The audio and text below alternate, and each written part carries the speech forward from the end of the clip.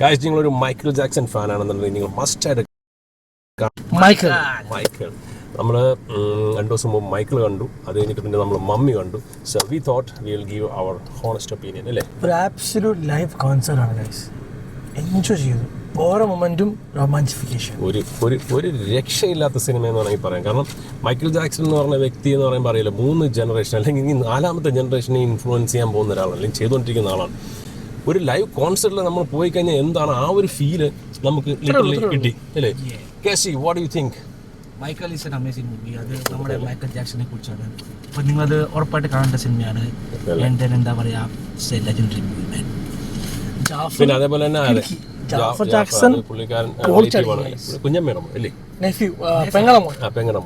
ഒരു രക്ഷയില്ല. അത് പഴയ മൈക്കിൾ ജാക്സൺ തന്നെ. അവന് എടുത്ത എഫർട്ട് ഒക്കെ എന്ന് പറഞ്ഞാൽ 2 വർഷം സ്പെൻഡ് ചെയ്തു. നമുക്കൊന്ന് ഇമാജിൻ ചെയ്യാൻ പോലും ബോഡി ആയാലും ശരിയല്ലേ, ആ ഒരു മൂവ്സ് ആയാലും ശരി, ശരിയേ കാര്യങ്ങളൊക്കെ ഉണ്ട്, ശരി തന്നെയാണ്. But still these are like അല്ലേ അമേസിംഗ് പെർഫോമൻസ്. അത് മാത്രമല്ല ഇതിന്റെ ഡയറക്ഷൻ, അതേപോലെ തന്നെ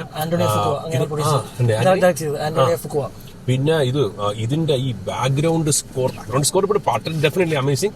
പക്ഷെ ഇത് എന്താ പറഞ്ഞ ഈ പഴയ കാലം റീക്രിയേറ്റ് ചെയ്ത രീതി ഉണ്ടല്ലോ എന്റെ അമ്മ ഇല്ലേ, നേരെ നമ്മൾ ആ ഒരു 60, 70, 80 അങ്ങനെ വരെയല്ലേ. കാരണം ഈ സിനിമയിൽ ബേസിക്കലി മൈക്കിൾ ജാക്സൺ കൊച്ചിൽ നമുക്ക് അറിഞ്ഞുകൂടാത്തൊരു മൈക്കിൾ ജാക്സൺ എന്ന് കാണിക്കുക. അതായത് മൈക്കിൾ ജാക്സൺ കൊച്ചിൽ എങ്ങനെയായിരുന്നു, അവരുടെ ജാക്സൺ ഫാമിലിയുടെ കാര്യങ്ങൾ, പിന്നെ അതേപോലെ തന്നെ മൈക്കിൾ ജാക്സന്റെ സ്വന്തമായിട്ടുള്ള കുറെ പ്രശ്നങ്ങൾ. കാരണം പുള്ളിക്കാരന് ഈ ഫാമിലിയിൽ നിന്ന് പുറത്തോട്ട് ഇറങ്ങണം, അതൊക്കെയാണ് ഈ സിനിമ കാണുന്നത്. ഇതൊരു എന്താ പറയുക ക്ലൈമാക്സ് ഇടി പൂരമുള്ള ഒരു സിനിമയല്ല, ഇതൊരു ഡോക്യുമെന്ററി അല്ലെ, ഒരു പുള്ളിക്കാരൻ ബയോപിക് പോലെ.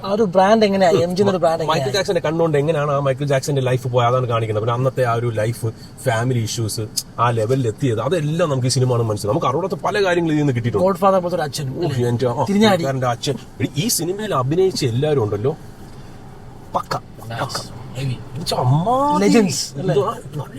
അഭിനയൊക്കെ ജീവിക്കായിരുന്നു അതിനകത്ത്. Wonderful movie. എല്ലാ ക്യാരക്ടേഴ്സും ഓൾമോസ്റ്റ് അതേപോലെ ഇരിക്കും. മറ്റേ എന്താ സ്മൂത്ത് ക്രിമിനൽ, ഡേഞ്ചറസ്, അതിന്റെ ഒക്കെ. പിന്നെ ഇതിപ്പോ ഇതിന്റെ ഒരു സെക്കൻഡ് പാർട്ട് വരുമെന്നാണ് കേട്ടത്. പിന്നെ മമ്മി പിരമിഡ് ആ കൺസെപ്റ്റ് മമ്മിയിൽ ടോട്ടലി ഡിഫറെന്റ് ആണ്. ഭയങ്കര ഗ്രൈൻഡ് ആണ്, ഗോറാണ്. മനസ്സിലായി നമ്മുടെ എന്താ പറയുക ഈവിൽ ഡെത്തിന്റെ വേറെ വൈബാണ്. ഡെഫിനറ്റ്ലി മച്ച് പോയി കണ്ടു. ഫാമിലി ടൈപ്പ് മൂവിയാണ്. എന്ന് വെച്ചാൽ ഫാമിലി നടക്കുന്ന സംഭവങ്ങളാണ്.